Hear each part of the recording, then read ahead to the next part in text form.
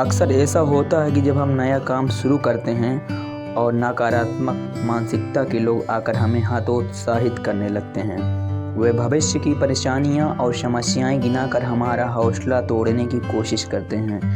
कई बार जब हम उनकी बातों में आकर अपना काम उस स्थिति में छोड़ देते हैं जब वह पूरा होने की कगार पर होता है और बाद में समय निकल जाने पर हम पछताते रह जाते हैं। आवश्यकता है कि जब भी हम कोई नया काम शुरू करें तो पूर्ण सोच विचार कर करें और उसके बाद आत्मविश्वास और दृढ़ निश्चय के साथ उस काम में जुट जाएं।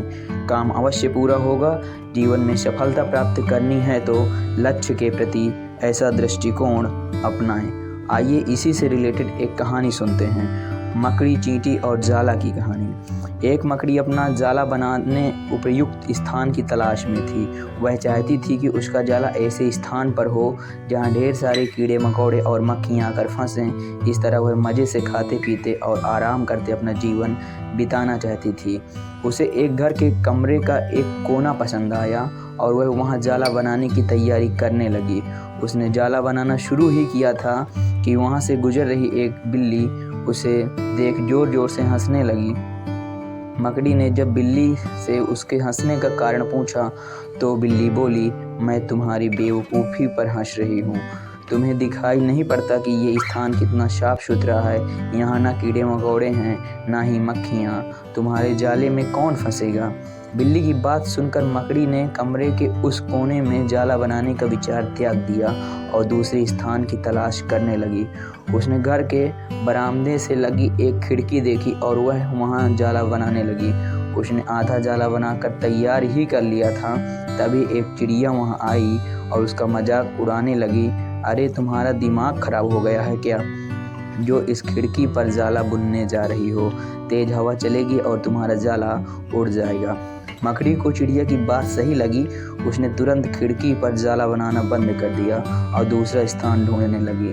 ढूंढते ढूंढते उसकी नज़र एक पुरानी अलमारी पर पड़ी। उस अलमारी का दरवाज़ा थोड़ा खुला हुआ था। वह वहां जाकर जाला बनाने लगी। तभी एक कॉकरोच वहां आया और उसे समझाइश देते हुए बोला, इस स्थान पर जाला बनाना व्यर्थ है। यह अलमारी बहुत पुरानी हो चुकी है। कुछ ही दिनों में इसे बेच दिया जाएगा। तुम्हारी सारी मेहनत बेकार चली जाएगी। मकड़ी ने कॉकरोच की समझाइश मान ली और अलमारी में जाला बनाना बंद कर दूसरे स्थान की खोज करने लगी। लेकिन इन सब के बीच पूरा दिन निकल चुका था। वह थक गई थी और भूख प्यास से उसका हाल बेहाल हो चुका था। अब उसमें इतनी हिम्मत नहीं रह गई थी कि वह जाला बना सके। थक हार कर वह एक स्थान पर बैठ गई। वहीं एक चींटी भी बैठी हुई थी। थकी हारी मकड़ी को देख चींटी बोली, मैं तुम्हें सुबह से देख रही हूँ। तुम जाला बनाना शुरू करती हो और दूसरों की बातों में आकर उसे अधूरा छोड़ देती हो। जो दूसरों की बातों में आता है उसका तुम्हारे जैसा ही हाल होता है। चींटी की बात सुनकर मकड़ी को अपनी गलती का एहसास हुआ और वह उस पर पछताने लगी।